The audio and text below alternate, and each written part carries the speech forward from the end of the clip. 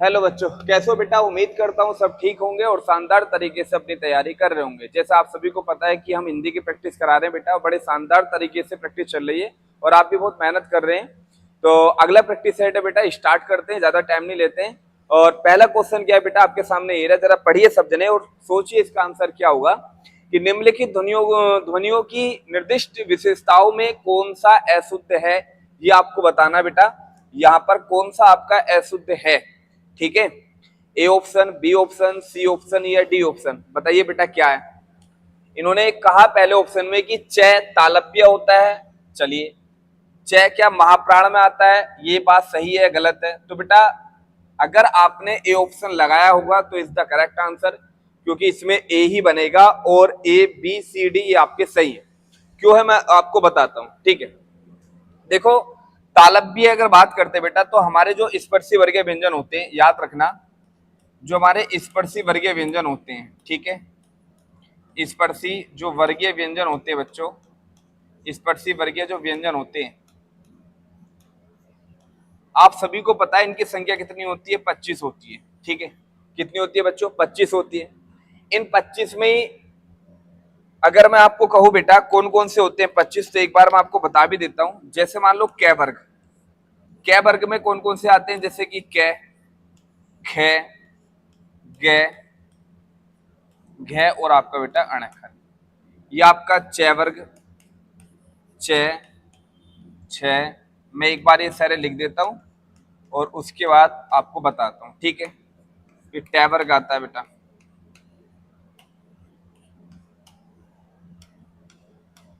ठीक है, त, थ, द, ध और एक आपका न। फिर आता आपका पै वर्ग, प, फ, ब, भ और कौन सा आपका मैं, ठीक है। तो एक कुल मिलाकर बच्चों 25 होते हैं। स्पर्शी वर्गीय व्यंजनों की कभी संख्या पूछेगा तो आपको 25 बतानी है, ठीक है। अब आपको ये डिसाइड करना है कि इन 25 में कितने महाप्राण होते हैं, कितने अल्पप्राण होते हैं, ठीक है। तो पूछ लेता है आपसे, तो याद रखना पहले तो ये जो आपका कै वर्ग होता है, ठीक है, ये कंठीय होता, मतलब कि कै वर्ग को जो हम बोलते हैं तो कंठ से बोले जाते हैं। अगर पूछेंगे बेटा च वर्ग किसमें, च वर्ग का उच्चारण स्थान क्या होता है, तो बेटा ये तालव्य होता है, ये बात आपको याद रखनी है। जबकि ट वर्ग का पूछेगा तो आपको बताना बेटा ये मूर्धा होता है, ठीक है। जबकि बेटा आपसे त वर्ग का पूछेगा तो आपको बताना ये दंतीय होता है, और आपसे पै वर्ग का पूछेगा तो आप सभी को बताना है कि ये आपका ओष्ठीय होता है, ठीक है। ये बात आपको याद रखनी है। चलिए, उसके बाद ये जो आपके 25 मैंने यहाँ पर लिखे हैं बेटा, इन 25 में कुछ तो ऐसे व्यंजन हैं जिनका उच्चारण करते हैं तो मुख से वायु ज्यादा आती है, और कुछ इसमें बेटा ऐसे व्यंजन होते हैं कि जिनका उच्चारण करते हैं तो मुख से वायु कम आती है। तो प्राणत के आधार पर कभी पूछेगा स्पर्शी वर्गीय व्यंजनों को कितने आधार पर बांटा गया, तो दो प्रकार से बांटे जाते हैं, याद रखना। एक होता है बच्चों अल्पप्राण, प्राणत के आधार पर कभी भी पूछेगा तो प्राणत के आधार पर दो प्रकार के होते हैं। एक होता है आपका अल्पप्राण, ठीक है, एक कौन सा होता है आपका अल्पप्राण होता है, ये बात मैं आपको क्लियर कर दूं जिससे आपको कभी दिक्कत ना हो। और दूसरा होता है आपका महाप्राण, क्या होता है बेटा, महाप्राण, ठीक है। अल्प प्राण की अगर बात करते हैं तो अल्प प्राण किन व्यंजनों को कहा जाता है, तो अल्प का मतलब होता है बेटा कम और प्राण का मतलब होता है वायु, अर्थात जिन व्यंजनों का उच्चारण करते समय अगर मुख से वायु कम आ रही है तो वो अल्पप्राण व्यंजन कहलाते हैं। और महा माने अधिक होता है, प्राण माने वायु। अब जिन व्यंजनों का उच्चारण करते समय अगर मुख से वायु ज्यादा आ रही है तो वो आपके महाप्राण है, अगर मुख से वायु कम है तो अल्पप्राण है, मुख से वायु ज्यादा आ रही है तो वो आपके महाप्राण कहलाते हैं। अब इन 25 में ऐसे कितने हैं जिनका उच्चारण करते हैं तो मुख से जो वायु है वो ज्यादा आती है, ऐसे 25 में ऐसे कितने व्यंजन हैं जिनका उच्चारण करते हैं तो मुख से वायु कम आती है।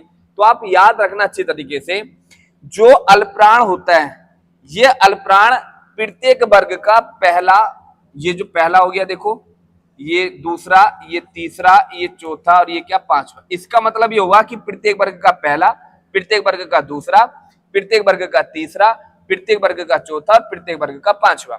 तो ये अल्पप्राण जो होते हैं बच्चों, तो इसके बारे में अगर बताओ तो याद रखना अल्पप्राण प्रत्येक वर्ग का पहला, तीसरा और पांचवा, ठीक है। प्रत्येक वर्ग का पहला और तीसरा और पांचवा अल्पप्राण कहलाते हैं, और जो बचे अर्थात प्रत्येक वर्ग का दूसरा और चौथा बेटा क्या कहलाता है, आपका महाप्राण कहलाता है।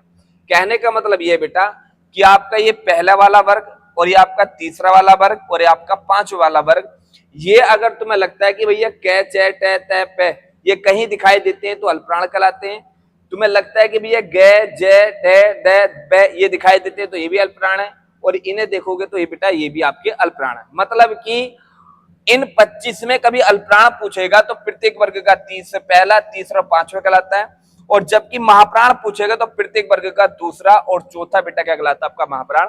जब लो आपको पूरा चार्ट याद नहीं होगा, आप इन्हें नहीं कर पाओगे, तो एक बार इन्हें अच्छे से रिवीजन से पढ़ लेना बेटा। यही चीज मैं आपको बताना चाह रहा हूं। आप मुझे बताओ बेटा, चय तो आपका तालव्य था, चलो अच्छी बात है तालव्य है, लेकिन चय आपका महाप्राण नहीं है। चय आपका महाप्राण नहीं है, क्यों नहीं है? क्योंकि चय जो है बेटा ये वर्ग के पहले में आता है, और वर्ग के पहले में हम इसे महाप्राण नहीं कह सकते, इसलिए गलत था। लेकिन जैसे ख की बात करते हैं बच्चों, देखो ख आपका महाप्राण है, सही बात है। ख दूसरे वर्ग में आता है, दूसरे में लिख दिया तो बिल्कुल महाप्राण है। ख कंठ्य होता है, बिल्कुल सही बात है। ख जो होता है कंठ्य होता है, ये भी सही था। जबकि तय की बात करें, क्या अल्पप्राण होता है? बिल्कुल होता है भाई, तय वर्ग पहले में आता है और पहला आपका अल्पप्राण में होता है, ये भी बात सही था। तय क्या आपका दंत्य होता है? बिल्कुल सही बात है, तय आपका दंत्य होता है, तो इसलिए ये ऑप्शन भी आपका सही था। यहाँ पर मैं की बात करें तो मैं जो है वो ओष्ठ्य होता है, रियल बात है भाई, मैं आपका ओष्ठ्य में आता है, सही बात है। लेकिन क्या मैं आपका सैघोष होता है? अब ये सैघोष आ गया, इसे भी समझ लो। देखो यहाँ पर सैघोष, इनमें ऐसे कितने हैं जिनका उच्चारण करते समय स्वर तंत्रों में कंपन होता है, जिनका उच्चारण करते समय स्वतंत्रों में कंपन नहीं होता है? तो घोषत्व के आधार पर पूछेंगे, याद रखना। अगर घोषत्व के आधार पर पूछे जाते हैं तो घोषत्व के आधार पर जो व्यंजन होते हैं वो दो प्रकार के होते हैं। घोषत्व के आधार पर कितने प्रकार के? घोषत्व के आधार पर होते हैं दो प्रकार के। एक होता है आपका बच्चों यहाँ पर सैघोष, एक होता है आपका सैघोष होता है घोषत्व के आधार पर, ठीक है। एक सैघोष होता है, या हम इसे घोष व्यंजन भी कह सकते हैं, याद रखना। दूसरा होता है बच्चों यहाँ पर अघोष, ठीक है। तो याद रखना, सैघोष व्यंजन उनको कहते हैं जिन व्यंजनों का उच्चारण करते हैं तो जो स्वर तंत्रियां होती है ना, जैसे कंठ, तालु, मूर्धा, ओष्ठ, ये स्वर तंत्रियां होती हैं जितनी यहाँ पर लिख रखी हैं। तो सैघोष वे व्यंजन कहलाते हैं कि जब इनका उच्चारण करते हैं तो उन स्वतंत्रों में कंपन होता है। सै का मतलब साथ में, घोष का मतलब कंपन, अर्थात जिन व्यंजनों का उच्चारण करते समय अगर स्वतंत्र में कंपन है तो आपके सैघोष व्यंजन कहलाते हैं।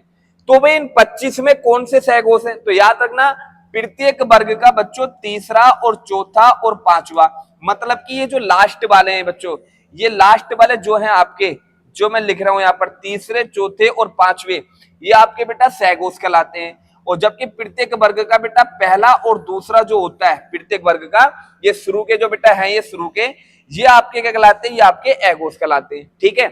तो अब देख लो यहाँ पर, क्या ये मैं आपका सैघोष है? आप मुझे बताओगे सर मैं है, क्योंकि पांचवे में आता है, पांचवा मैंने आपको बता दिया सैघोष के अंतर्गत आता है, तो इसलिए ये ऑप्शन भी आपका क्या था? सही था। लेकिन यहाँ अशुद्ध पूछा था, तो अशुद्ध यहाँ पर ए ऑप्शन हो गया था करेक्ट। उम्मीद करता हूं आपको सैघोष और अघोष समझ में आ गया होगा, अच्छी तरीके से मैंने आपको बता दिया है, कोई गलती मत करना, ठीक है ना। चलिए और अगर देखते हैं तो बेटा ये सब आपको याद रखना। इसमें एक चीज और याद रखना, कभी कभी पूछ लेता है, ये जो लास्ट वाले होते हैं ना, ये जो लास्ट वाले होते हैं प्रत्येक वर्ग के पंचम, अगर मैं आपसे कहूं कि प्रत्येक वर्ग का पंचम वर्ग, बेटा याद रखना, प्रत्येक वर्ग का जो पंचम वर्ण होता है, पंचम, प्रत्येक वर्ग का जो पंचम वर्ण होता है, पंचम वर्ण को याद रखना अनुनासिक कहा जाता है। क्या कहा जाता है? प्रत्येक वर्ग के पंचम वर्ण को अनुनासिक व्यंजन कहते हैं। क्या कहते हैं बेटा? अनुनासिक व्यंजन कहते हैं। ये बात आपको याद रखनी है, अनुनासिक व्यंजन कहते हैं। प्रत्येक वर्ग के पंचम वर्ग कौन से? जैसे कै का पंचम वर्ग ये हो गया, ठीक है। कै का पंचम वर्ग क्या हो गया बेटा? जैसे ये, ठीक है। इसका जैसे ये हो गया बेटा, जैसे यहाँ पर ये हुआ, और जैसा आपका न हुआ, और ये हो गया मैं। तो ये ऐसे व्यंजन हैं जो स्पर्शी वर्गीय व्यंजनों के पंचम वर्ग में काउंट किए जाते हैं, इनको बेटा अनुनासिक कहा जाता है। ये बात आपको याद रखनी है। दूसरी बात, इसमें जो बेटा चय वर्ग है, ठीक है, किसकी बात कर रहा हूं मैं आपको? चय वर्ग की। तो ये जो चय वर्ग होता है, ठीक है, तो मैं अगर बताऊं तो याद रखना, इस चय वर्ग को स्पर्श संघर्षी भी कहा जाता है। क्या कहा जाता है? स्पर्श संघर्षी व्यंजन भी इनको कहा जाता है। तो कभी भी अगर पूछे स्पर्श संघर्षी व्यंजन किन्हें कहा जाता है, तो बच्चों स्पर्श संघर्षी व्यंजन चय वर्ग को कहा जाता है। और चय वर्ग में चय, छ, जय, झ, झ, तो संख्या भी कितनी हो जाएगी बेटा? इनकी संख्या 5 हो जाएगी। ठीक है, ये मैंने जो पिछला टेस्ट था वहां पर मैंने आपको बताए थे स्पर्श संघर्षी कौन से होते हैं। ठीक है, वहां भी क्लियर कर दिए थे। तो ये स्पर्शी वर्गीय व्यंजनों से अगर कभी भी कोई क्वेश्चन आए बेटा तो गलती मत करना, पूरा मैंने आपको विस्तार बता दिया। और यहाँ से कुछ नहीं पूछेगा, इससे रिलेटिव कितने सहघोष है, इसमें कितने अघोष है, कितने अल्पप्राण है, कितने महाप्राण है, ये सारा विस्तार मैंने आपको बता दिया और आपको क्वेश्चन भी समझ में आ गया होगा। ठीक है, उम्मीद करता हूं पहला क्वेश्चन क्लियर हो चुका होगा और इसका विस्तार भी आपको समझ में आ गया होगा। अगले क्वेश्चन की ओर बढ़ते हैं। ठीक है, अच्छी तरीके से बेटा इसे नोट कर लेना सब जने। चलिए अगले क्वेश्चन की ओर बढ़ते हैं बेटा। और अगला क्वेश्चन क्या कहता है, जरा ध्यान से सुनना। यहाँ पर अगला क्वेश्चन देखिए बेटा कि इनमें कौन सा युग्म अगर बात करें तो तत्सम शब्दों का युग्म नहीं है।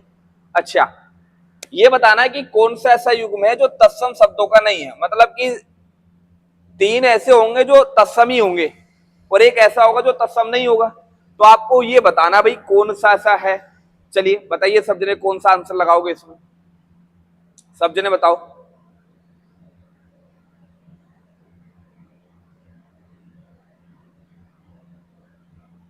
बताओ सब जने क्या लगाओगे? तो अगर बेटा आपने इसमें आंसर लगाया होगा ना डी ऑप्शन, तो इज द करेक्ट आंसर। क्यों है? क्योंकि मैं आपको बताता हूं।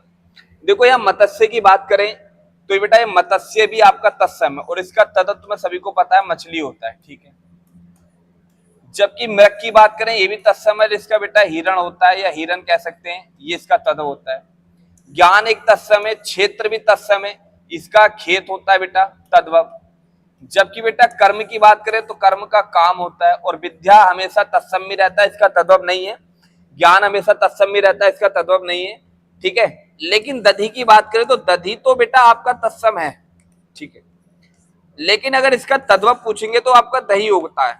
लेकिन भात जो बेटा है ना, ये भात, ये बेटा यहाँ पर तद्भव बन गया। क्या बन गया? तद्भव। क्योंकि यहाँ भात तद्भव है, तत्सम नहीं है। क्योंकि भात का तत्सम होता है बेटा भक्त। क्या होता है? भक्त। ये भक्त यहाँ पर तत्सम है, इसलिए बेटा यहाँ पर ये क्या था आपका? अलग था। इसलिए यहाँ पर ये क्या था बेटा आपका? अलग था। उम्मीद करता हूँ समझ में आ गया होगा। क्वेश्चन आपको लैंग्वेज समझ में आई नहीं आई, मैं एक बार फिर बताता हूँ। इसका मतलब ये था, आपको ये छांटना था कि सभी तत्सम होने चाहिए। ठीक है, सभी तत्सम होने चाहिए, सभी एग्जाम्पल तत्सम होने चाहिए। लेकिन यहाँ पर देखो ये दोनों तत्सम है। चलिए ये दोनों तत्सम थे, ठीक है, ये दोनों तत्सम थे, ठीक है। लेकिन यहाँ पर दधि तो तत्सम था, लेकिन ये भात यहाँ तद्भव था, इसलिए आपका क्या हो गया? अलग हो गया। तो इस लेवल के भी ऐसे क्वेश्चन कंफ्यूजन वाले बन जाते हैं, तो गलती मत करना। ठीक है, चलिए आगे चलते हैं बेटा। देखो मैंने कुछ यहाँ पर जो मेन तत्सम तद्भव होते हैं ना, उनके बारे में देखो यहाँ पर लिख रखा है। आपको इतना बेटा जितनी मैं सीट दे रहा हूँ ना, पूरी हिंदी भी ना पढ़े, ये रियल बता रहा हूँ आपको। जितना मैंने टेस्ट करा रहा हूँ, जब लो आपका पेपर होगा आप ये सारे टेस्ट निकाल कर जाओ, और जितने यहाँ पे डाटा लिख रहा हूँ ना सब पढ़ के जाओ। पूरा विस्तार मत पढ़ो, पूरी हिंदी मत पढ़ो, जितना टेस्ट आपको दे रहा हूँ ना इतना पढ़ लो, इसमें से आपको मिल जाएगा। आप मेहनत से अगर अच्छी तरीके से पढ़ रहे होंगे ना, तो बाकी में आपको एक एक क्वेश्चन मिलेगा। ठीक है, चलिए जैसे देखो यहाँ पर कुछ है आपके, जैसे मान लो वक एक तत्सम है और इसका आपसे तद्भव पूछेगा, तो वक तत्सम है और इसका तद्भव बेटा बगुला होता है। वृक्ष तत्सम है और इसका तद्भव वृक्ष होता है।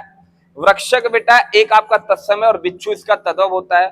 वीर बनीता एक तत्सम है और इसका मेहरबानी तद्भव होता है बेटा। वर्धकनी एक तत्सम है, इसका वड़ाई बेटा एक तद्भव होता है। वारिद बेटा एक तत्सम है, जबकि बादल इसका तद्भव होता है। वातुलक एक तत्सम है, जबकि इसका बाबला एक तद्भव होता है। वाद्य तत्सम है और वाजा इसका तद्भव है।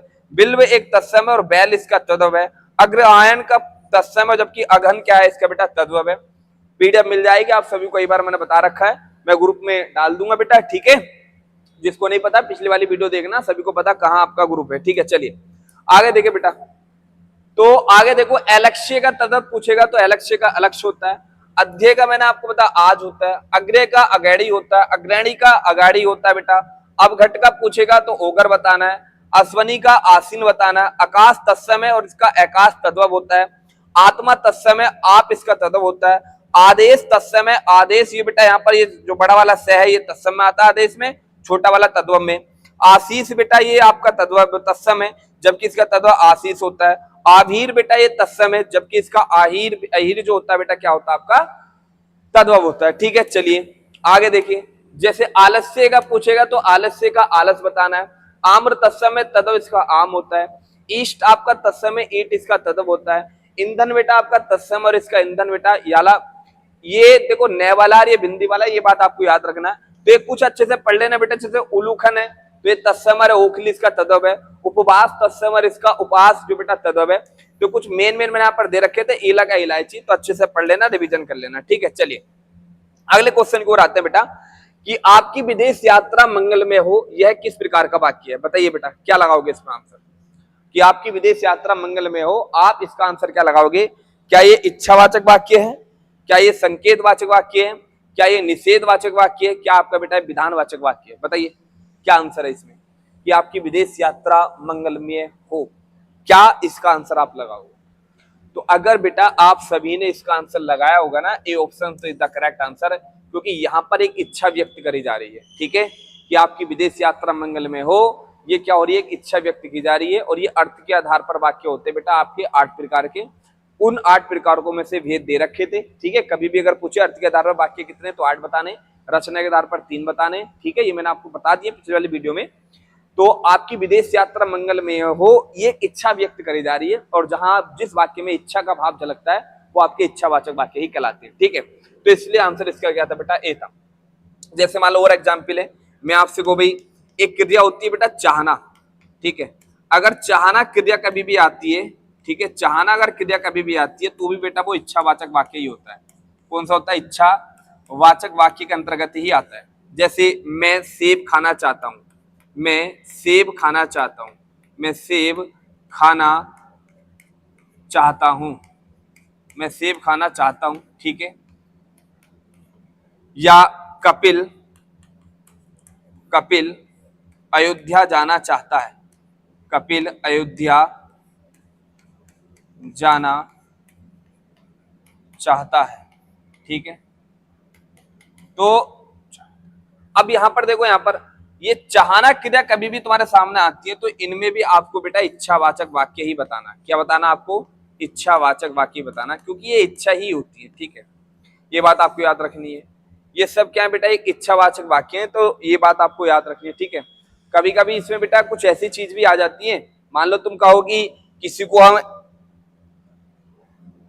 आशीर्वाद भी दे देते हैं। ठीक है, या आपकी उम्र लंबी हो, या किसी को हम कहते थे कि जा तुझे नरक में भी जगह ना मिले, जा तुझे तुझे नरक में भी जगह ना मिले, जगह न मिले।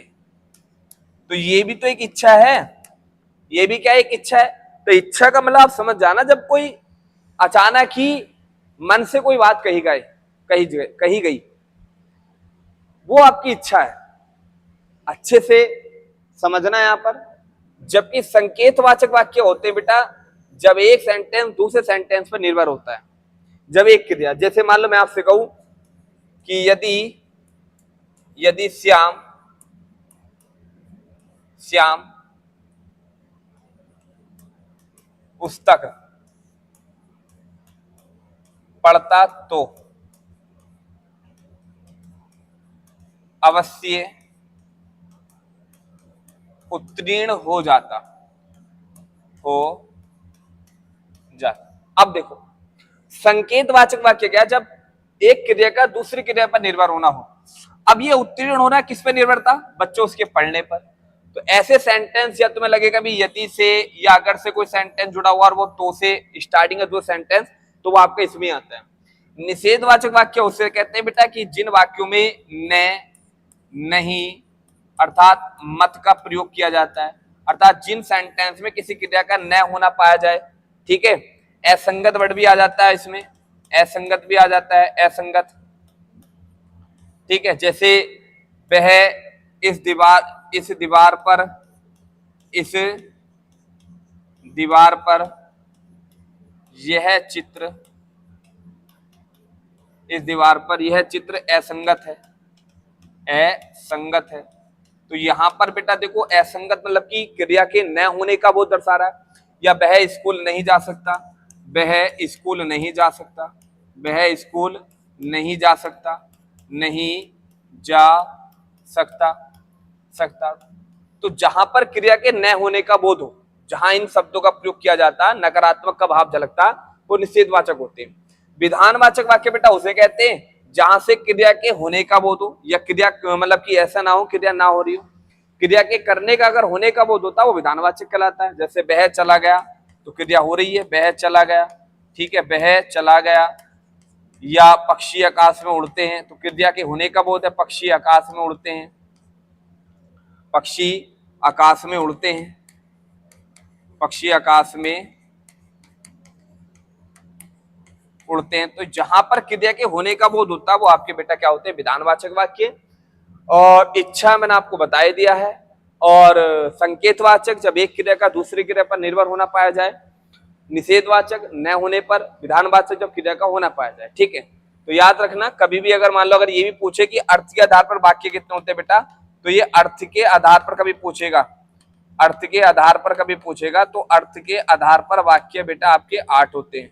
और जबकि रचना के आधार पर पूछे, रचना के आधार पर, तो रचना के आधार पर आपको बेटा वाक्य बताने हैं 3, ठीक है। और तुम्हें सभी को पता है वो 3 कौन कौन से होते हैं। सरल होता है एक, कौन सा होता है बेटा, सरल वाक्य होता है। एक बच्चों यहाँ पर संयुक्त वाक्य होता है, ठीक है। और एक होता है आपका मिश्र वाक्य। कौन सा होता है, मिश्र वाक्य। चलिए, तो उम्मीद करता हूं ये क्वेश्चन भी क्लियर हो गया होगा। चले अगले क्वेश्चन की ओर बढ़े बेटा। चलो चौथा क्वेश्चन क्या है बेटा, जरा ध्यान से देखो। यहाँ पर कह रहा है कि यद्यपि वह बीमार था परंतु वह मेला गया, वाक्य की त्रुटियां सुधारें। अच्छा, इस वाक्य में कहीं त्रुटि है और इसको त्रुटि सुधार कर इसे सही तरीके से लिखना बेटा। मतलब इसका मतलब ये हुआ कि ये वाक्य है, इसमें कहीं त्रुटि है, इसे तुम्हें सही करके लिखना है। कि इसे सही करके लिखकर क्या बनेगा कि यद्यपि वह बीमार था परंतु वह मेला गया। तो याद रखना बेटा एक चीज अपनी माइंड में, कभी भी कोई सेंटेंस यद्यपि से स्टार्ट होता है तो उसका मेल बेटा आपको तथापि से कराना है। किससे कराना, तथापि से। यद्यपि का संबंध तथापि से होता है, इसलिए करेक्ट आंसर इसका क्या होगा बेटा, सी। जैसे जैसे से कोई सेंटेंस स्टार्ट हुआ तो शुद्ध रूप में वाक्य वो वैसे से स्टार्टिंग होगा दूसरा वाक्य। जैसे कोई सेंटेंस जहां से स्टार्ट हुआ तो शुद्ध रूप में उसका दूसरा सेंटेंस बेटा आपको वहां से स्टार्ट करना पड़ेगा, ये शुद्ध वाक्य में, ठीक है। जैसे तुमने कोई सेंटेंस जब से स्टार्ट करा तो दूसरा सेंटेंस शुद्ध रूप में आपको तब से स्टार्ट करना पड़ेगा, ये बात आपको याद रखनी है। जैसे मान लो तुमने कोई सेंटेंस जो ही से स्टार्ट करा, जो ही से स्टार्ट करा, तो उसका शुद्ध वाक्य तुम्हें बेटा तो ही से स्टार्ट करना पड़ेगा। ये कुछ संबंध होते हैं वाक्य में कि अगर मान लो पहले वाले वाक्य की स्टार्टिंग तुमने इससे करी है तो दूसरे वाले वाक्य की स्टार्टिंग शब्दों से आपको करनी बहुत जरूरी है। तो ये बात याद रखना। जैसे यहाँ पर यद्यपि का मेल किससे करना पड़ता है, तथापि से, तो इसलिए यहाँ पर करेक्ट आंसर आपका सी होगा, ठीक है। चलिए अगले क्वेश्चन की ओर बढ़ते बेटा। पांचवा क्वेश्चन क्या कहता है कि भारत तेंदु हरिश्चंद्र द्वारा संपादित पत्रिका इनमें से एक नहीं है, पहचान कीजिए बेटा कौन सी नहीं है। जल्दी बताइए, बड़ा अच्छा क्वेश्चन है बेटा। पत्रिका से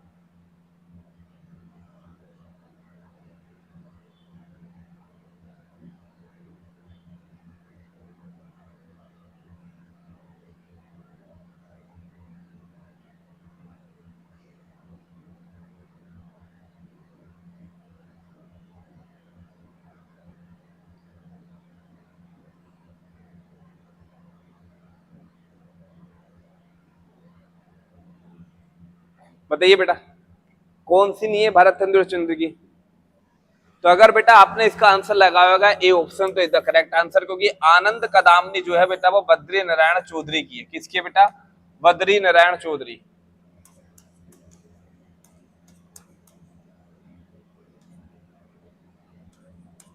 बद्री नारायण चौधरी की रचना बेटा ये, वो पत्रिका जो है बद्री नारायण चौधरी, ये हम ऐसे ही कर सकते बेटा, बद्री नारायण नारायण चौधरी, ठीक है, बद्री नारायण चौधरी।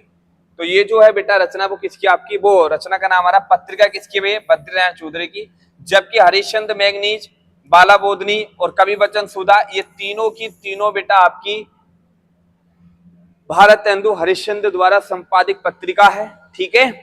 जबकि आनंद कदामनी इनकी नहीं है, आनंद कदामनी किसकी है, बद्रीनारायण चौधरी की है, तो इसलिए करेक्ट आंसर इसका ए हो जाएगा, ठीक है। चलिए अगले क्वेश्चन की ओर बढ़ते हैं बेटा। अगला क्वेश्चन देखिए कि निम्नलिखित कथनों में कौन सा सही नहीं है, ये आपको डिसाइड करना है। बताइए बेटा कौन सा सही नहीं है, बताओ। असमिया उड़िया का विकास वाग्देवपन से नहीं हुआ, क्या ये सही नहीं है? अवधी और बघेली बोलियों का विकास पूर्वी हिंदी से हुआ है। हरियाणवी ब्रजभाषा बोलियों का विकास बिहारी उपभाषा से नहीं हुआ है, बताइए बेटा। पूर्वी हिंदी का विकास अर्धमध्य अपभ्रंश से हुआ है, कौन सा इसमें सही नहीं है? तो अगर बेटा आपने लगाया होगा इसमें ए ऑप्शन, तो इसका करेक्ट आंसर है। क्यों? क्योंकि बेटा ये आपकी बात करेंगे ना, असमिया उड़िया का विकास वाग्देव अपभ्रंश से नहीं हुआ है, ये कहना गलत है, क्योंकि इनका हुआ है। असमिया का, उड़िया का, बांग्ला का, बिहारी का, इनका सबका कहां से हुआ है बेटा? आपका मागधी अपभ्रंश से हुआ है, ठीक है, याद रखना। असमिया का पूछे किस अपभ्रंश से हुआ है बच्चों, आपसे पूछे उड़िया का किस अपभ्रंश से हुआ है, या आपसे बांग्ला का पूछे बांग्ला का, ठीक है, या आपसे बेटा बिहारी का पूछे, तो ये सारी किस अपभ्रंश से निकली है? मागधी अपभ्रंश से निकली है। किससे निकली है? मागधी अपभ्रंश से निकली है, ये बात आपको याद रखनी है, ठीक है। जबकि बेटा अवधी की बात करो, बघेली की बात करो, अवधी, बघेली और छत्तीसगढ़ी, ठीक है, ये जो पूर्वी हिंदी के अंतर्गत आती है वो कितनी आती है? 3 ही आती है पूर्वी हिंदी में, ABCD, ठीक है। पूर्वी हिंदी में A और V और C, A से क्या आती है बेटा? आपकी अवधी आती है, बिल्कुल सही है। B से बघेली आती है, ये भी इसमें आती है। C से आपकी छत्तीसगढ़ी इसमें आती है, छत्तीसगढ़ी। तो याद रखना अवधी, बघेली, छत्तीसगढ़ी ये मागधी मतलब पूर्वी हिंदी से विकसित हुई है, तो ये आपका कहना सही है इसका। जबकि हरियाणवी ब्रजभाषा बोलियां जो है ये बिहारी उपभाषा से नहीं हुई है, बिल्कुल सही है, बिहारी से नहीं हुई है, बिहारी उपभाषा का संबंध इनका है नहीं, क्योंकि हरियाणवी की बात करो, ब्रजभाषा की बात करो बेटा, ये सब की सब आपकी शोरसैनी अपभ्रंश से विकसित हुई है। कहां से हुई है? आपकी शोरसैनी अपभ्रंश से, शोरसैनी अपभ्रंश से विकसित हुई है ये तो ये बात भी यहाँ पर सही थी, क्योंकि आपकी राजस्थानी की बात करो बेटा, आपसी चाहे शोरसैनी में खड़ी बोली भी इसी से विकसित मानी जाती है, ब्रजभाषा भी, बुंदेली भी, ये सब कहां से बेटा? आपकी शोरसैनी अपभ्रंश से, तो ये कहना भी गलत है। जबकि पूर्वी हिंदी का विकास अर्धमागधी अपभ्रंश से हुआ है, बिल्कुल सही बात है, पूर्वी हिंदी का विकास जो है वो आपका अर्धमागधी अपभ्रंश से ही तो हुआ है, तो इसलिए बेटा यहाँ ए ऑप्शन गलत था, ठीक है। चलिए अगले क्वेश्चन की ओर बढ़ते हैं बेटा। यहाँ पर 7वां क्वेश्चन देखिए, इनमें से किस शब्द का प्रयोग हमेशा बहुवचन में होता है? बताइए कौन सा ऐसा शब्द जिसका प्रयोग हमेशा बहुवचन में किया जाता है, बताओ। इनमें से किस शब्द का प्रयोग हमेशा बहुवचन में होता है? हमेशा बहुवचन में, होठ का, सूरज का, पानी का, सोना का। तो अगर बेटा आपने ए ऑप्शन लगाया होगा तो इसका करेक्ट आंसर है, क्योंकि बेटा सूरज, पानी और सोना ये सदैव एक वचन में रहते हैं। किसमें रहते हैं? सदैव एक वचन में रहते हैं, ठीक है। और जैसे मैं और भी लिख सकते हैं बेटा, जैसे सदैव एक वचन में रहने वाले, जैसे जनता भी इसमें रहती है, सेना की बात करो तो भी इसमें रहती है बेटा, आकाश की बात करो तो भी हमेशा एक वचन है, प्रजा की बात करें तो प्रजा हमेशा एक वचन में रहता है, सहायता, सहायता हमेशा एक वचन में रहता है बेटा, ये सब एक वचन वाले शब्द हैं, सदैव एक वचन वाले, याद रखना बेटा, ठीक है। भीड़ की बात करो चाहे, ठीक है, या सूर्य की बात करो, ठीक, या आप चांदी की बात करो, चांदी की बात करो, या आप सोने की बात करो, जितने भी पदार्थवाचक संज्ञा होती है इसमें आती हैं, चाहे आप पानी की बात करो, ठीक है, चाहे आप बेटा दूध की बात करो, ये सब इसमें आएगा, ठीक है। लोहा ये भी आपका सदैव एक वचन में रहता है, लोहा। वर्षा सदैव एक वचन में रहती है बेटा, वर्षा भी हमेशा एक वचन में रहेगी, ठीक है। तो ये सब आपके बेटा किस में रहते हैं? सदैव एक वचन में। जबकि सदैव बहुवचन में कौन कौन से होते हैं? जैसे मान लो समाचार, समाचार हमेशा सदैव बहुवचन में रहता है। जैसे दर्शन जो बेटा हमेशा सदैव बहुवचन में रहता है। जैसे हस्ताक्षर, हस्ताक्षर हमेशा सदैव बहुवचन में रहता है। जैसे बाल पूछ ले, बाल, तो बाल भी सदैव बहुवचन में रहता है। अक्षत पूछ ले, अक्षत, अक्षत भी सदैव आपका बहुवचन में ही रहता है, ठीक है। दर्शन हो जाएगा, अक्षत हो जाएगा, ये ऐसे शब्द है बेटा जो सदैव आपके बहुवचन में ही रहते हैं। और सबसे फेमस है बेटा आंसू, आंसू भी सदैव बेटा आपका बहुवचन में ही रहता है, ठीक है। तो याद रखना सूरज, पानी, सोना ये सब एक वचन में रहते हैं, जबकि होठ जो है ये सदैव बहुवचन में, इनका हम एक वचन नहीं बना सकते और इनका हम बहुवचन नहीं बना सकते। चलिए 8वां क्वेश्चन बेटा जल्दी जल्दी करते बेटा। 8वां क्वेश्चन क्या है यहाँ पर देखिए कि परीक्षा के दिनों में छात्र दिन रात पढ़ते हैं, इस वाक्य में दिन रात किस प्रकार का क्रिया विशेषण है बताइए बेटा। कि परीक्षा के दिनों में छात्र दिन रात पढ़ते हैं, तो दिन रात किस प्रकार का है, नॉर्मल सी बात है, आपने अच्छी तरह सोचा भी होगा, लगाया भी होगा।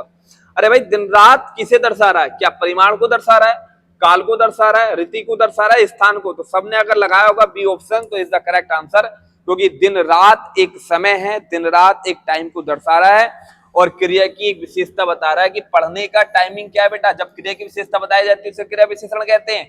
पढ़ने का टाइमिंग क्या है, दिन रात, तो इसलिए ये हो गया आपका कालवाचक क्रिया विशेषण। ठीक है, क्योंकि आप सभी को पता है कि क्रिया विशेषण के 4 भेद होते हैं, ये 4 के 4 यहाँ पर इन्होंने लिख रखे हैं। क्रिया विशेषण बेटा कितने होते हैं, 4 होते हैं। ठीक है, जैसे कालवाचक का मतलब होता है, जब याद रखना कालवाचक जो क्रिया विशेषण होता है ना, मैं थोड़ा सा अगर आपको बताऊं तो कालवाचक जो क्रिया विशेषण होता है, कालवाचक जो बच्चों आपका क्रिया विशेषण होता है, ठीक है, कालवाचक क्रिया विशेषण, जब आपको लगे बेटा कि भाई कल, कौन कौन से आपको शब्द दिखाई देंगे मैं उसके बारे में बताता हूं। जैसे मान लो कल, अभी भी एक समय को दर्शाता है, परसों आ जाए तो भी एक समय को दर्शाएगा, सुबह आ जाए तो भी एक समय को दर्शाएगा काल में, सवेरे आ जाए सवेरे तो भी एक काल को दर्शाएगा। ठीक है, तुरंत आ जाए तुरंत तो ये भी एक काल को दर्शाएगा। ठीक है, अभी आज आ जाए आज तो ये भी इसको दर्शाएगा। ठीक है, रात दिन आ जाए रात दिन तो ये भी इसको दर्शाएगा। प्रतिदिन आ जाए बेटा प्रतिदिन, प्रतिदिन भी इसी को दर्शाएगा। या बेटा रात भर आ जाए रात भर, ठीक है, ये भी समय को दर्शाएगा। या बेटा दिन भर आ जाए दिन भर, ये भी बेटा इसी को दर्शाएगा। या पल पल आ जाए पल पल तो ये भी एक समय को ही दर्शाएगा। ठीक है ना, तो ये कहीं भी अगर आकर क्रिया की विशेषता बताते हैं तो याद रखना उन्हें कालवाचक क्रिया विशेषण कहा जाता है। क्या क्या क्या कहा जाता है, कालवाचक। जैसे एग्जाम्पल में मैं आपसे कहूं कि आज बरसात होगी या आज वर्षा होगी, आज वर्षा होगी, तो आज वर्षा होगी में बेटा एक टाइमिंग है होने का, वो क्या है, क्रिया के होने का, तो कालवाचक क्रिया विशेषण। कि वह अभी गया, वह अभी गया है, वह अभी गया है, वह अभी गया है। तो देखो बच्चों यहाँ पर जाने का समय क्या है, अभी, तो ये क्या बन जाएगा आपका कालवाचक। जैसे तुम प्रतिदिन, तुम प्रतिदिन, तुम प्रतिदिन उठा करो, तुम प्रतिदिन उठा करो, तो प्रतिदिन उठा करो, तो ये उठने का समय क्या है बेटा, यहाँ पर प्रतिदिन समय को बता रहा, तो ये आपका बेटा क्या कालवाचक है। ठीक है, जब भी क्रिया से बेटा कब का आपको जवाब निकले, जब भी क्रिया से कब का जवाब निकले वो कालवाचक ही कहलाता है। आज वर्षा होगी, कब होगी, आज। वह अभी गया, कब गया, अभी। तुम प्रतिदिन उठा करो, कब उठा करो, प्रतिदिन। तो जब भी कब से जवाब निकलता है तो आपका कालवाचक होता है। जबकि परिमाणवाचक क्या होता है बेटा, परिमाणवाचक में आपको कौन कौन से मिलते हैं, परिमाणवाचक में जैसे आपको कम मिलेगा, जैसे तुम्हें बेटा कहीं ये अधिक वर्ड मिल जाए, जैसे तुम्हें बेटा कहीं ये बहुत वर्ड मिल जाए। ठीक है, परिमाण की बात करो बेटा बहुत हो जाए, जैसे मान लो कितना हो जाए, ठीक है, कितना हो जाए, या बेटा कभी भी कितने आ जाए, कितने आ जाए, या कितनी भी आ जाए। ठीक है, कितनी भी आ जाए। और कभी कभी बेटा कुछ भी आ जाता है, ये बात आपको याद रखनी है, कुछ। या आपसे बेटा थोड़ा आ जाए, क्या आ जाए, थोड़ा बड़ा आ जाए, या ज्यादा आ जाए, ज्यादा आ जाए। ठीक है, या न्यून हो जाए। ठीक है, या ऐसे शब्द जब भी आते हैं और क्रिया की विशेषता बताने का काम करते हैं तो इनको परिमाणवाचक क्रिया विशेषण कहा जाता है। जैसे एग्जाम्पल में मैं आपको बताऊं, देखो एग्जाम्पल में जैसे वह अधिक बोलता है, वह अधिक बोलता है, वह अधिक बोलता है, तो आप मुझे बच्चों सब जने बताओ बोलने का परिणाम क्या, अधिक बोलता है, बोलने का परिमाण क्या कहा, कोई बोलने का परिमाण है अधिक। ठीक है, कितना बोलता है बेटा, अधिक बोलता है, तो ये अधिक क्रिया की विशेषता बता रहा तो परिमाणवाचक बनेगा। जैसे वह कम खाती है, वह कम खाती है, वह कम खाती है, तो वह कम खाती है, तो बताओ मुझे खाने का परिमाण कितना बेटा, उसका कितना खाती है, कम, तो ये आपका परिमाणवाचक क्रिया विशेषण बनेगा। जैसे उसने कहा कि तुम बहुत बोलते हो, तुम बहुत बोलते हो, या तुम बहुत हंसती हो, तुम बहुत हंसती हो, तो तुम बहुत हंसती हो बेटा, ये हंसने का परिमाण है, कितना हंसती हो, बहुत, तो ये भी आपका परिमाणवाचक बनेगा। मतलब कि ये जब क्रिया के परिमाण के बारे में बताए ये परिमाणवाचक कहलाएंगे। जबकि बेटा रीतिवाचक क्या होता है, रीतिवाचक को सुन लेना बेटा, ये जहां भी आते हैं ये टाइमिंग है, पढ़ याद रखना। रीतिवाचक में क्या आते हैं बेटा, रीतिवाचक में आपको याद रखना बेटा, जैसे मान लो रीतिवाचक में आ गया, जैसे भैया धीरे धीरे अगर आ गया, जैसे धीरे आ जाएगा, जैसे बेटा आपका अचानक आ जाएगा, धीरे अचानक, ये शब्द याद रखना, धीरे हो जाएगा, अचानक हो जाएगा, ठीक है, धीरे अचानक। जैसे तेज हो गया, क्या हो गया बेटा, तेज हो गया। जैसे ध्यान पूर्वक हो गया, ध्यान पूर्वक हो गया, ठीक है, तेज ध्यान पूर्वक। या मैं कह सकता हूं बेटा पैदल, क्या कह सकता हूं बेटा, पैदल। या मैं आपसे कहता हूं बेटा मन से, क्या कहता हूं बेटा, मन से। या मैं आपसे कहता हूं बेटा शीघ्रता से, क्या कहता हूं मैं आपसे, शीघ्रता से, शीघ्रता से, ठीक है। या मैं आपसे कह सकता हूं बेटा यहाँ पर कुशलता पूर्वक, कुशलता पूर्वक, कुशलता पूर्वक। तो ये जब शब्द आते हैं और आकर ये क्रिया की विशेषता बताते हैं, तो ये कहलाते हैं आपके रीतिवाचक क्रिया विशेषण। क्यों कहलाते हैं, क्योंकि ये क्रिया के जब ये आते हैं ना, तो क्रिया के होने का तरीका बताते हैं, अर्थात क्रिया किस ढंग से हो रही है। और जब ये बताएं, क्रिया के होने का तरीका या ढंग बताते हैं, तो उनको रीतिवाचक क्रिया विशेषण कहा जाता है। जैसे मान लो उसने कहा भी आपसे, उसने एग्जाम्पल में कहा कि वह तेज दौड़ता है, वह तेज दौड़ता है, वह तेज दौड़ता है। तो आप मुझे सब जने बताओ, वह तेज दौड़ता है, तो ये दौड़ता कैसे बेटा, तेज। तो ये दौड़ता कैसे, तो तुम कहोगे सर तेज दौड़ता, तो ये दौड़ने का उसका ढंग तरीका क्या है, तेज है। तो ऐसी चीजें कभी आती हैं तो आपके रीतिवाचक क्रिया विशेषण में काउंट होती है। स्थानवाचक क्या होते हैं बेटा, स्थानवाचक में आपको क्लियर कर दो बेटा, यहाँ पर 2 मिनट लगेगी।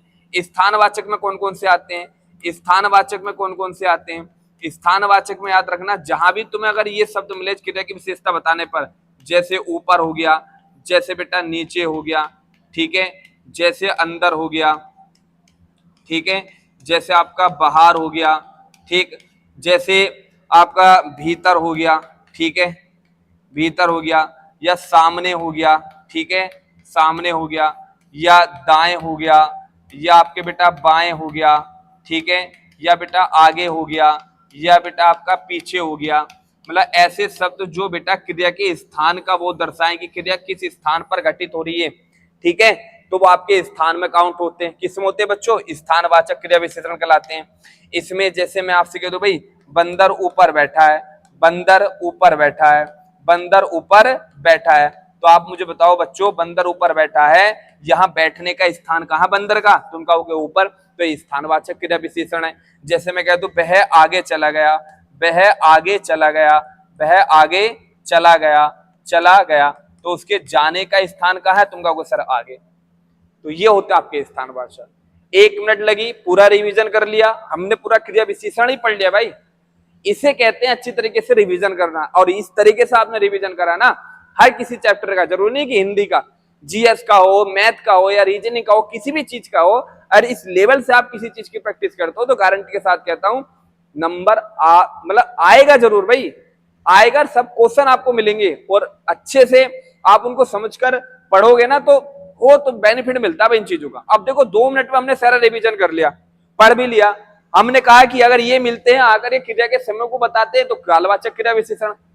मैंने बताया भाई ये अगर आकर क्रिया के परिमाण को दर्शाते हैं तो परिमाणवाचक क्रिया विशेषण, अगर ये आकर क्रिया के होने का तरीका बताते कि ढंग से हो रही है तो रीतिवाचक, ये आकर क्रिया का स्थान बताते तो स्थानवाचक, खत्म। अब कभी भी कोई क्वेश्चन आएगा तो आप गलती तो नहीं करोगे ना, ठीक है। तो यहाँ पर क्लियर हुआ, चलिए, तो ये बात आपको याद रखनी है बेटा। तो अगले क्वेश्चन की ओर बढ़ते हैं बेटा, चलें, चलिए अगला क्वेश्चन देखिए बेटा, यहाँ पर 8वां क्वेश्चन, 9वां क्वेश्चन देखो बेटा यहाँ पर, कि निम्नलिखित में से 4 विकल्पों में से उस विकल्प का चयन करें जो क्रिया के भेद वाला सही विकल्प को है, सही विकल्प हो। बताइए बेटा, शिक्षक ने विद्यार्थी से पुस्तक पढ़वाई, बताइए, शिक्षक ने विद्यार्थी से पुस्तक पढ़वाई, ये एक साथ ही लिख दिया, गैप नहीं करा बेटा, इसे मैं, शिक्षक ने, यहां अलग से बेटा, यहाँ पर शिक्षक ने विद्यार्थी से पुस्तक पढ़वाई।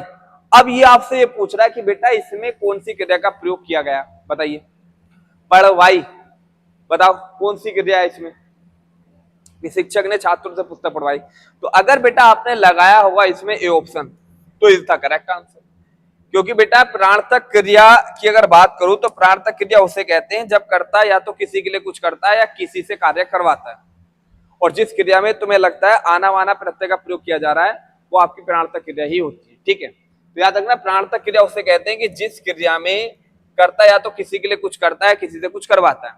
प्राणार्थक क्रिया बेटा दो प्रकार की होती है, याद रखना। एक होती है आपकी प्रथम प्राणार्थक क्रिया, कौन सी होती है? प्रथम प्राणार्थक क्रिया, ठीक है।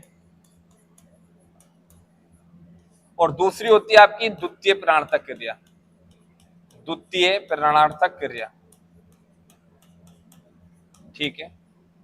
प्रथम प्राणार्थक क्रिया में बच्चों कभी पूछेगा तो आना प्रत्यय का प्रयोग किया जाता है, द्वितीय प्राणार्थक क्रिया में बाना प्रत्यय का प्रयोग किया जाता है, ठीक है। और ये द्वितीय प्राणार्थक क्रिया वो क्रिया होती है जब कर्ता किसी दूसरे से कार्य करवाता है। अगर मान लो यहाँ पर ये पूछने लगता है कि कौन सी प्राणार्थक क्रिया का कौन सा भेद है ये, तो ये आपका द्वितीय प्राणार्थक क्रिया है, क्योंकि यहाँ पर कर्ता किसी से कुछ कार्य करवा रहा है, ठीक है। जैसे मान लो वो कभी कभी ये ऐसे पूछ लेता है, जैसे मान लो उसने कोई क्रिया दी, क्या दी उसने बेटा? कोई क्रिया दी, क्रिया देकर वो कह देगा बताइए इसकी प्रथम प्राणार्थक क्रिया क्या है, इसकी प्रथम प्राणार्थक क्रिया क्या है, या इसकी द्वितीय प्राणार्थक क्रिया क्या है। तो याद रखना, गलती मत करना। जैसे मान लो उसने कहा कि चलना है, चलने की प्रथम प्राणार्थक क्रिया क्या होगी?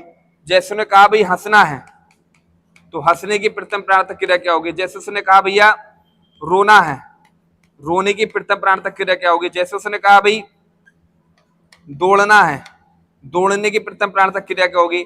जैसे उसने कहा भाई आपको देखना है, तो देखने की प्रथम या द्वितीय प्राणार्थक क्रिया क्या होगी? तो ऐसी कंडीशन में जब आपसे क्वेश्चन पूछे तो याद रखना, कभी अगर प्रथम प्राणार्थक क्रिया पूछे कोई क्रिया देकर तो उसमें आपको आना प्रत्यय डिसाइड करना है, द्वितीय पूछेगा तो उसमें आपको बाना प्रत्यय लगाना है। जैसे चलने की प्रथम पूछेगा तो आपको लिखना है चलाना, क्या लिखना है बेटा? चलाना, आना लग गया। हंसने की पूछेगा तो आपको लगाना है हंसाना, प्रथम में आना लगाना है बेटा। रोने की आपको लिखना है रुलाना, ठीक है। जैसे उसने पूछा दौड़ने की, दौड़ाना, दौड़ाना, ठीक है। या पूछे आपसे देखने की तो बेटा दिखाना, तो आना से प्रथम बनती है, बाना लगा दोगे तो बेटा वो द्वितीय बन जाएगी। जैसे चलने की पूछेगा तो इसकी द्वितीय क्या बन जाएगी? चलवाना, तो बाना लगाकर द्वितीय बनाना, ठीक है। हंसने की हो जाएगी बेटा हंसवाना, हंसवाना, हंसवाना। जैसे रोने की हो जाएगी रुलवाना, क्या हो जाएगी बेटा? रुलवाना। ऐसी बेटा दौड़ने की पूछेगा तो दौड़वाना, दौड़वाना, ठीक है। ऐसी अगर मान लो उसने दिखने की पूछी तो दिखवाना, दिखवाना। तो बाना लगकर द्वितीय बतानी है और आना लगाकर आपको प्रथम बतानी है। और द्वितीय प्राणार्थक क्रिया बेटा वही है जो मैंने आपको बताया कि जब कर्ता किसी से कार्य करवाए। जैसे मान लो माने माने माने माने बच्ची से काम करवाया, करवाया, ठीक है। या उसने उससे किताब पढ़वाई। अब देखो यहां पर, यहां मां काम करवा रही है बच्ची से और यहां उसने काम करा रहा उससे। और जब आपको लगे कि यहां पर कर्ता किसी दूसरे से कार्य करवाता है तो उसको कहा जाता है बच्चों द्वितीय प्राणार्थक क्रिया। क्या कहा जाता है उसे? द्वितीय प्राणार्थक क्रिया। प्रथम प्राणार्थक क्रिया जब कोई कर्ता किसी के लिए कुछ कार्य करता है, ठीक है। जैसे मैं आपसे कह दूं भाई श्याम श्याम पुस्तक पढ़ाता है, तो यहां श्याम किसी से कार्य नहीं कर रहा है, यहां तो श्याम किसी के लिए कार्य, किसी को तो पढ़ा रहा है। तो जब कोई कर्ता किसी के लिए कुछ करता है तो वो कहलाती है प्रथम प्राणार्थक क्रिया। और जब कर्ता किसी दूसरे से कार्य करवाता है तो उसे कहते हैं द्वितीय प्राणार्थक क्रिया। और क्रिया देकर कभी पूछेगी बताइए चलने की प्रथम प्राणार्थक क्रिया तो चलाना, चलने की द्वितीय पूछेगा तो उसमें बाना लगा देना। और कभी आपको लगे कि ऐसा कोई सेंटेंस आ रहा है तुम्हारे सामने, देखो तो पहचान क्या, देखो जहां क्रिया के अंत में तुम्हें बा दिखाई दे रहा है तो द्वितीय प्राणार्थक क्रिया है, जहां तुम्हें आ दिखाई दे रहा है तो आपकी बेटा बनेगी प्रथम प्राणार्थक क्रिया। तो ये कभी भी प्राणार्थक क्रिया से कोई क्वेश्चन आए तो जैसे शिक्षक ने विद्यार्थी से पुस्तक पढ़वाई तो शिक्षक ने कार्य करवाया विद्यार्थी से, यही बनेगी आपकी प्राणार्थक क्रिया, ठीक है। और बेटा नाम धातु क्रिया आप सभी को पता है कि नाम धातु क्रिया मैंने कई बार कह दिया आपसे कि जैसे आपका नाम धातु क्रिया में बतियाना पूछेगा तो बतियाना एक नाम धातु क्रिया है बेटा, ठीक है। लतियाना, लात मारने से लतियाना बनती है, एक नाम धातु क्रिया है, ठीक है। लाठी मारने से लठियाना बनती है, एक नाम धातु क्रिया है, ठीक है। बतियाना, लठियाना, ये क्या है बेटा? एक नाम धातु क्रिया है जो संज्ञा सर्वनाम विशेषण इनमें क्रिया लगकर बनाई जाती है, तो ठीक है। तो बतियाना हो जाएगा, लठियाना हो जाएगा, ठीक है, लतियाना हो जाएगा या बतियाना हो जाएगा, ठीक है। या हम कह सकते हैं बेटा कि बतियाना हो गया, लात मारने से लतियाना, झूठ बोलने से झुटलाना भी हो जाएगा, बात करने से बतियाना भी हो जाएगा, ठीक है, और लाठी मारने से लठियाना भी हो जाएगा, ये बात है। और 60 होने से सठियाना भी एक बेटा नाम धातु क्रिया है, कभी पूछेगा सठियाना। तो अगर ये क्रिया देकर पूछा जा रहा है कि बतियाना, लथियाना, लठियाना और सठियाना कैसी क्रिया है, तो नाम धातु क्रिया है। पूर्वकालिक क्रिया आपको पता होनी चाहिए बेटा कि जब वाक्य में एक ही समय में एक से ज्यादा क्रिया होती है और उनमें सबसे पहले होने वाली क्रिया को ही क्या कहा जाता है, पूर्वकालिक क्रिया। इसकी पहचान ये है बेटा, इसकी पहचान ये है पूर्वकालिक क्रिया की कि इसमें आपको क्या मिलता है। इसकी पहचान में मैं यहाँ पर थोड़ा सा बताऊं तो पूर्वकालिक क्रिया की पहचान क्या होती है बच्चों, कि जो पूर्वकालिक क्रिया होती है ना, इसमें कर प्रत्यय का प्रयोग किया जाता है। किसका बेटा, कर प्रत्यय का। जैसे मान लो पढ़कर पूर्वकालिक क्रिया है, दौड़कर पूर्वकालिक क्रिया है, नाचकर पूर्वकालिक क्रिया है, ठीक है, हंसकर, ये कैसी क्रिया बेटा, पूर्वकालिक क्रिया है। या आपसे बेटा देखकर, ये भी कैसी बेटा आपकी पूर्वकालिक क्रिया है। तो जो कर प्रत्यय क्रिया में या धातु में कर प्रत्यय के योग से जो क्रिया बनती है उसको पूर्वकालिक क्रिया कहते हैं। अब इसी को वो वाक्य में कन्वर्ट कर देता है। जैसे वह दौड़कर बैठ गया और वह दौड़कर बैठ गया। बस आपसे पूछेगा ये किस प्रकार की क्रिया है, तो कर प्रत्यय कहीं तुम्हें दिखाई दे जाए बेटा तो यही आपका कहलाएगा पूर्वकालिक क्रिया, ठीक है। संयुक्त क्रिया आप सभी को पता है बेटा, संयुक्त क्रिया वो क्रिया होती है जब मुख्य क्रिया प्लस सहायक क्रिया को ऐड कर दिया जाता है, वो संयुक्त क्रिया होती है। जैसे नॉर्मल सी बात है, मैं आपसे कह दूं वह चला गया, तो वह चला गया, इसमें जो एक जितनी भी क्रिया होती हैं सब संयुक्त क्रिया ही होती हैं। वाक्य में जितनी भी क्रियाएं लास्ट में ये सब संयुक्त क्रिया होती हैं, तो याद रखना संयुक्त क्रिया, ठीक है। सारी की चीजें क्लियर हो गई। पूर्वकालिक आपको समझ में आ गया, नाम धातु आ गया, प्राणार्थक क्रिया आ गया। अब इससे कभी भी क्वेश्चन आएगा तो गलती मत करना। चलिए अगले क्वेश्चन को और बढ़ते बेटा। 10वां क्वेश्चन क्या जरा देखिए, इनमें से किस वाक्य में गलत विशेषण प्रयुक्त हुआ है, बताइए बेटा, किसमें आपका गलत विशेषण प्रयुक्त हुआ है। कविता परिश्रमी युक्ति है, चलिए। प्रबुद्धिजनों से हमारी अपेक्षा है, यह सरकारी महिलाओं का अस्पताल है, सरकारी महिलाओं का अस्पताल है, या वह अच्छा आदमी था लेकिन काम ना आया। बताइए कहां विशेषण का गलत प्रयोग हुआ है, बताइए। तो देखो परिश्रम व्यक्ति, युक्ति है तो परिश्रमी सही है, कोई गलती नहीं है। युक्ति है तो परिश्रमी बिल्कुल सही है बच्चों, युक्ति है तो सही है। प्रबुद्धिजनों से हमारी अपेक्षा है, सही है। प्रबुद्धिजनों से ये भी आपका सही है। वह अच्छा आदमी है, ये भी सही है। लेकिन सरकारी महिलाएं थोड़ी होंगी बेटा, यहां तो ये होना चाहिए था कि यह सरकारी, यही नहीं, ये यहां पर गलत है। यह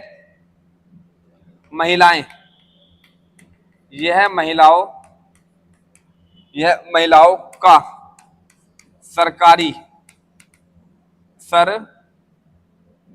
यह महिलाओं का सरकारी अस्पताल है, ये होना चाहिए था कि यह महिलाओं का सरकारी अस्पताल है, क्योंकि ये सरकारी अस्पताल की जो सरकारी विशेषता ना विशेषण बनकर आया वो महिलाओं की नहीं होगा। यहाँ सरकारी विशेषता सही लगाने के लिए अस्पताल पर लगाना पड़ेगा, ठीक है ना। विशेषण मैंने आपको पिछली वीडियो में अच्छी तरह बता दिया है कि संज्ञा सर्वनाम की विशेषता बताने वाले शब्दों क्या कहा जाता है बेटा, विशेषण। तो इसलिए इसका करेक्ट आंसर क्या होगा बेटा, सी ऑप्शन, ये आपका यहाँ पर गलत था। चलिए अगला देखिए बेटा 11वां क्वेश्चन कि आपके घर में इतना दूध होता तो कुछ हमारे यहाँ भी भिजवा दिया कीजिए, ठीक है। तो इस वाक्य में अधोलिखित संदर्भ का सर्वनाम कौन है। अच्छा यहाँ पर बेटा इतना में और आपको कुछ में बताना सर्वनाम कौन सा है, बताइए। इतना और कुछ में सर्वनाम आपको डिसाइड करना कौन सा होगा, निश्चयवाचक, संबंधवाचक, अनिश्चयवाचक, निजवाचक, बताइए। तो बेटा देखो आप मुझे बताओ, क्या तुम बता सकते हो दूध में इसकी क्वांटिटी निश्चित कर दोगे कितना दूध है। यहां तुम निश्चित कर दोगे कुछ में कितने है बेटा, नहीं कर पाओगे तो सीधी सी बात है क्या बनेगा आपका अनिश्चयवाचक सर्वनाम। और मैंने आपको कई बार बता दिया अनिश्चयवाचक सर्वनाम कौन कौन से होते हैं, आपका कोई भी आ जाता है, कभी कभी बेटा कुछ भी आ जाता है, या आपका बेटा किसी, इनका प्रयोग कभी किया जाएगा तो आपका अनिश्चयवाचक सर्वनाम होगा, ठीक है। निश्चयवाचक मैंने आपको बताया दिया बेटा ये है, और आपका क्या वह, और आपका क्या है ये बहुवचन और क्या ये निश्चयवाचक सर्वनाम होते हैं। संबंधवाचक मैंने आपको बताया दिया बेटा, जब जो का मेल किससे हो जाए सो से, या बेटा जैसे का मेल किससे हो जाए, जैसे का मेल किससे हो जाए वैसे से, तो ये संबंधवाचक सर्वनाम होते हैं। निजवाचक मैंने आपको बताया दिया बेटा, जैसे स्वयं हो जाएगा, ठीक है, अपने आप हो जाएगा, अपने आप हो जाएगा, या बेटा स्वतः हो जाएगा, ठीक, या स्वतः के बाद खुद हो जाएगा, ठीक है। तो ये जब आते हैं तो ये निजता को दर्शाते हैं। कई बार मैंने आपको बता ही दिया, तो अच्छी तरह समझ में आ गया होगा, ठीक है। चलिए अगले क्वेश्चन की ओर बढ़ते हैं। अगला क्वेश्चन देखिए बेटा, 12वां क्वेश्चन कि निम्नलिखित में से संज्ञा की दृष्टि से असंगत युग्म है, बताइए। असंगत युग्म बताना बेटा कौन सा है संज्ञा की दृष्टि से। असंगत युग्म बताओ कौन सा है। क्या बंदर जातिवाचक संज्ञा है? बिल्कुल करेक्ट बात है भाई, बंदर जातिवाचक है। मोटाई भाववाचक बिल्कुल सही है। नेपाल व्यक्तिवाचक सही है। ग्रहणा जातिवाचक कैसे हो जाएगी? मैंने तो पिछली वाली वीडियो में बताया बेटा, ग्रहणा की बात करो या बेटा प्रेम की बात करो या ईर्ष्या की बात करो, ठीक है, या बेटा नफरत की बात करो, नफरत की बात करो, या आपसे बुढ़ापे की बात करो, बुढ़ापा, या बेटा आपसे बचपन की बात करो, बचपन की बात करो, ठीक है, या आपसे बेटा लालिमा की बात करो, या आपसे बेटा कालिमा की बात करो, लालिमा की बात करें या कालिमा की बात करें, ठीक है, या आपसे आपा की बात करें, या आपसे अपनापन, अपनापन की बात करें, ठीक है, या आपसे बेटा हम कहें तो भाई डर की बात करो, चाहे भय की बात करो, चाहे क्रोध की बात करो, ये सब बेटा एक भाव हैं जितने मैंने लिखे हैं, और इसी कारण इनको भाववाचक संज्ञा कहते हैं, जातिवाचक नहीं कहते हैं। तो इसलिए आंसर इसका डी था। बंदर भाई जातिवाचक है, क्यों नहीं है? बंदर जातिवाचक है, लड़का जातिवाचक है, ठीक है, मेज जातिवाचक है, ठीक है, मेज जातिवाचक होगा आपका। गाय की बात करें, गाय की बात करें, या आपसे बेटा हम गाय की बात करें या वकील की बात करें, वकील भी जातिवाचक है, ठीक है, चाहे हम आम की बात करें, आम भी जातिवाचक है। तो जो जाति होती है प्रॉपर एक नहीं होता। मोटाई भाववाचक है, बिल्कुल सही है, चाहे मोटाई करें या बेटा यहाँ पर अच्छाई करें, चाहे यहाँ पर हम बुराई करें, ये सब कैसी हैं आपकी भाववाचक संज्ञाएं।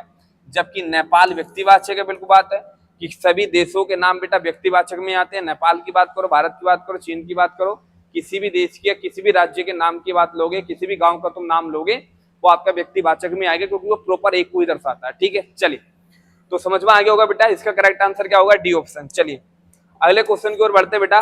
13वां क्वेश्चन है कि निम्नलिखित में से शुद्ध वर्तनी वाला शब्द कौन सा है? बताइए हिरण्यकशिपु कैसे लिखा जाता है? बड़ा अच्छा शब्द है। हिरण्यकशिपु की शुद्ध वर्तनी कौन सी सही होगी? बताइए इसमें बेटा। तो अगर बेटा आपने इसमें लगाया होगा हिरण्यकशिपु, तो सब सोच रहे होंगे बी, यहाँ पर ये थोड़ा गलती हो गया, यहाँ पर ये बी है, ये सी है। तो अगर बेटा इसका आंसर लगेगा तो इसका ए ऑप्शन सही है। ये गलत नहीं, हिरण्यकशिपु होता है, ये नहीं। यहाँ पर बेटा मैं आपको क्लियर कर दूं, इसका जो सही आंसर होगा वो बी, आपका ये बी है और ये सी, इसका सी आंसर होगा हिरण्यकशिपु। हिरण्यकशिपु नहीं होता, ये सी ऑप्शन सही है बेटा। यहाँ पर हिरण्यकशिपु ऐसे लिखा जाता है बेटा, शुद्ध वर्तनी में हिरण्यकशिपु ऐसे लिखा जाता है, तो याद करना, ठीक है। हिरण्यकशिपु ऐसे लिखा जाता है अच्छी तरीके से। जैसे कुछ देखो मैंने यहाँ पर लिख रखे होंगे वर्तनी, जैसे बेटा देखो यहाँ पर देख लेना, कुछ मेन वर्तनी है।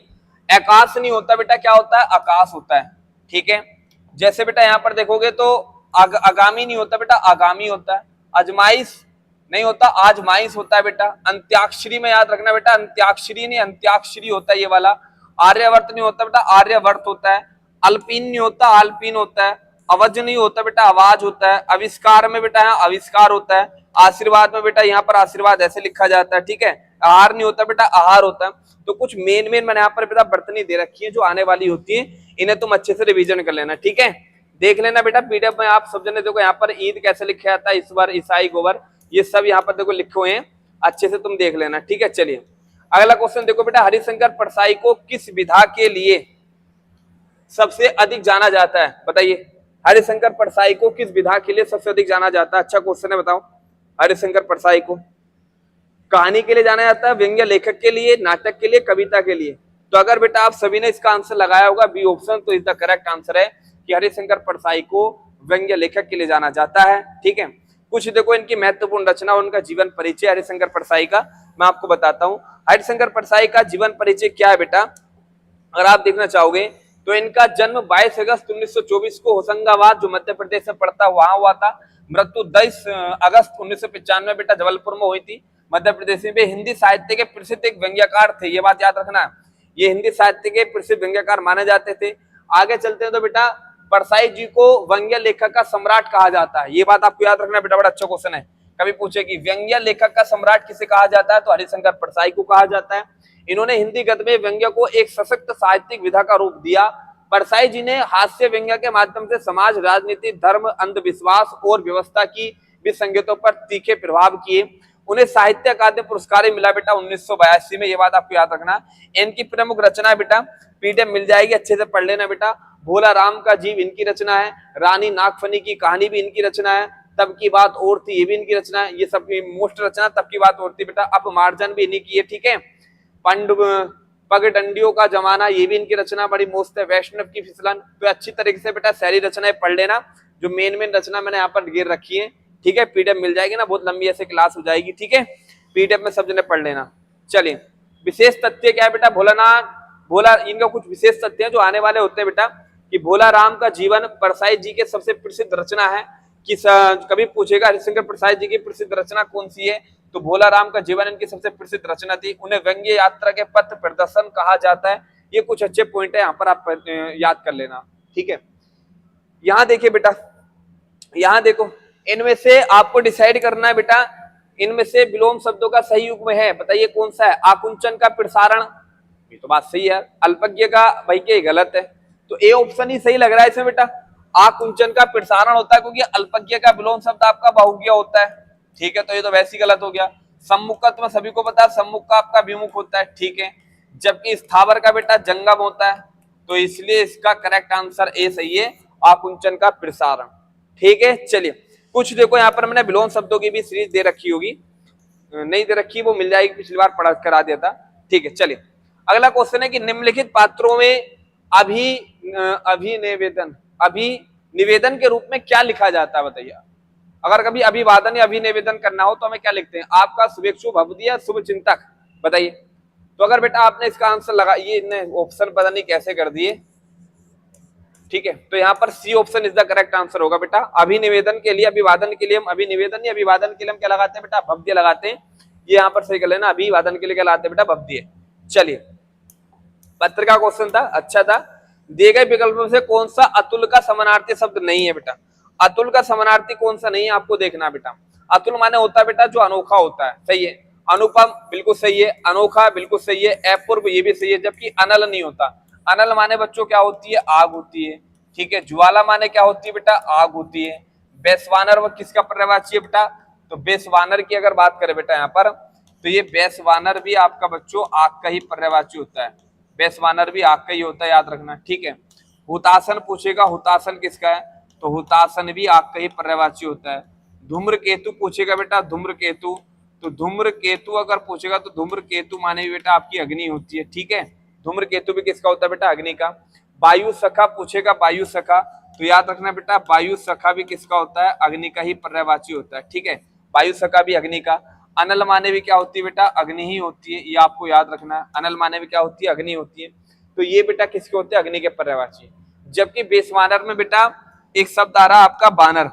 अगर मान लो बानर की बात करें, बानर के पर्यायवाची क्या होते हैं, तो आप सभी को पता है बानर माने होता है बंदर, ठीक है। कपी माने क्या होता है, तो सभी को याद होना चाहिए बेटा, कपी माने भी बंदर होता है। कपीस माने पूछेगा तो कपीस माने भी बंदर होता है बेटा। पूछे मरकट माने, मरकट किसका पर्यायवाची बेटा, तो मरकट भी बंदर का ही पर्यायवाची होता है। कीस माने पूछे, कीस माने क्या होता है, तो कीस माने भी बंदर होता है बेटा। पूछे शाखा मृग किसका पर्यायवाची है, तो बेटा शाखा मृग भी बंदर का ही होता है। और जबकि बच्चों अलग से मृग पूछेगा ना, मृग, तो याद रखना मृग माने बच्चों हिरण होती है, क्या होती है, हिरण होती है। और कृष्ण सार भी पूछे किसका पर्यायवाची है, तो कृष्ण सार भी बेटा हिरण का ही पर्यायवाची है, याद रखना, बड़ा अच्छा शब्द है कृष्ण सार, ठीक है।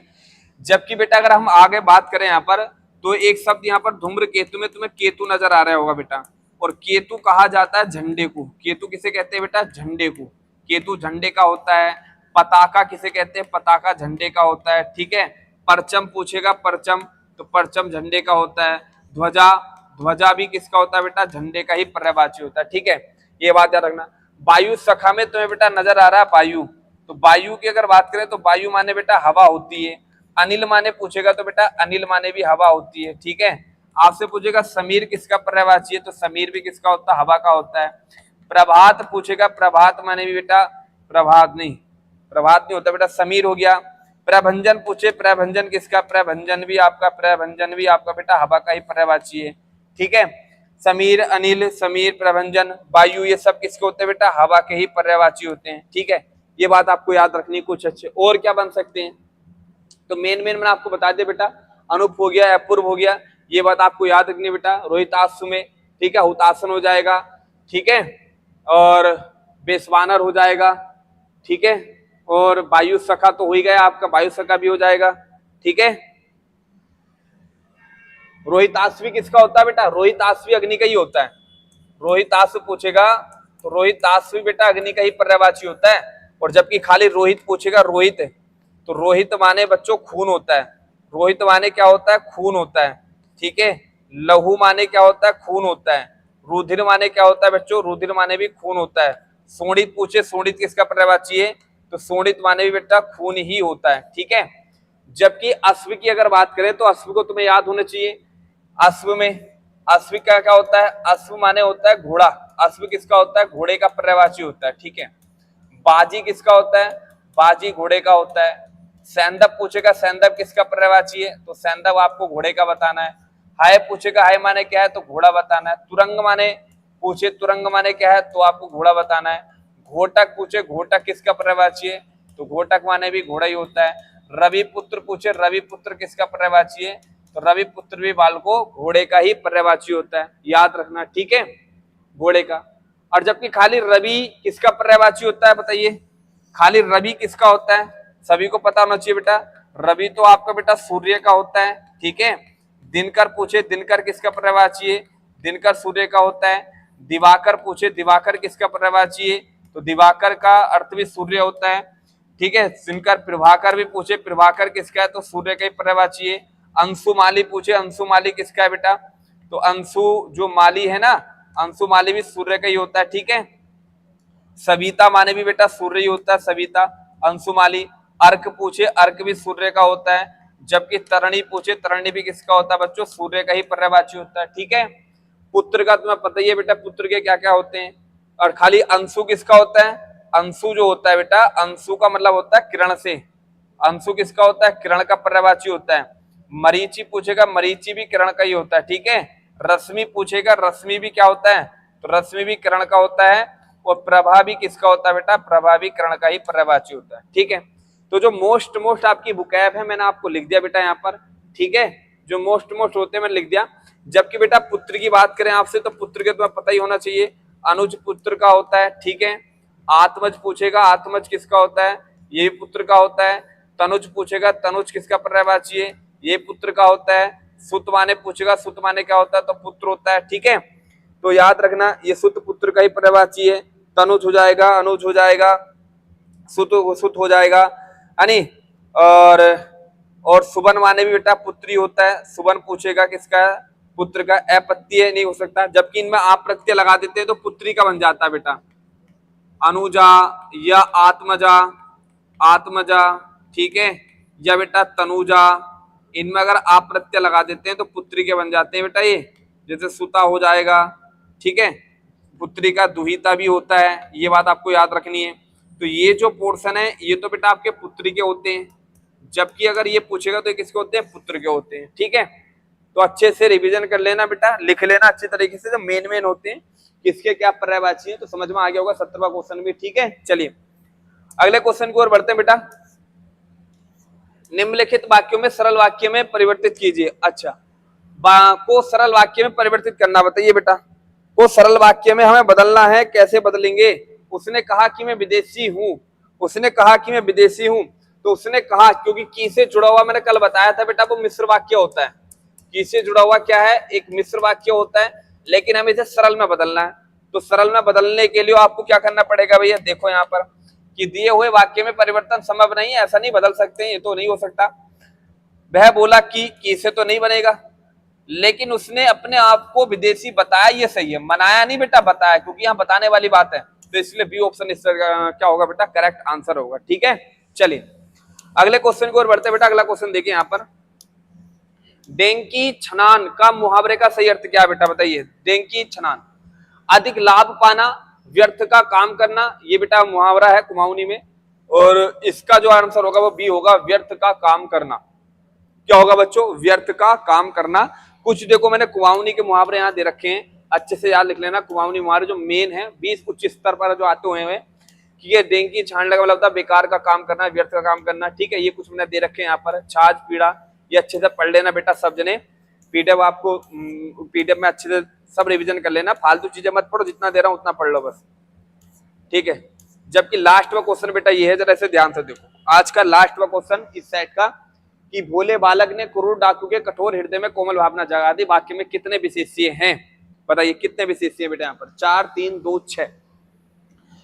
तो विशेष्य का मतलब होता है बेटा विशेषण नहीं, विशेष्य, जिसकी विशेषता बताई जा रही है। पहला क्या है, बालक, बालक क्या है, भोला, तो एक विशेष्य बालक हुआ। डाकू क्या है, क्रूर, तो ये क्रूर विशेषण और डाकू विशेष्य हुआ। हृदय क्या है, कठोर, तो कठोर विशेषण और हृदय विशेष्य हुआ। भावना क्या है बेटा, कोमल, तो कोमल विशेषण भावना है। मतलब कि 4 ही विशेषण है और 4 ही विशेष्य हैं, तो आंसर होगा इसका ए ऑप्शन। ठीक है बेटा, उम्मीद करता हूं बेटा आपको ये सेट में भी बड़ा मजा आया होगा, वो शानदार तरीके से आप प्रैक्टिस कर रहे होंगे। रेगुलरली जब लोग आपका पेपर नहीं हो जाता, मैं आपको ऐसे ही प्रैक्टिस करवाता रहूंगा। बस आप अच्छे से पढ़िए और वीडियो को लाइक और कमेंट करके मुझे जरूर बता करिए आपको कैसी वीडियो लग रही है। मैं आपके लिए इतनी मेहनत कर रहा हूँ कि ये समझ लेना, क्वेश्चन को टाइप करना, उसे आपके लिए मतलब टाइप करके अच्छे क्वेश्चन बनाना और तुम्हें देना, कि आपको कोई दिक्कत ना हो। ठीक है, तो अगली वीडियो में मिलते हैं बेटा, अगले टेस्ट में। जय हिंद।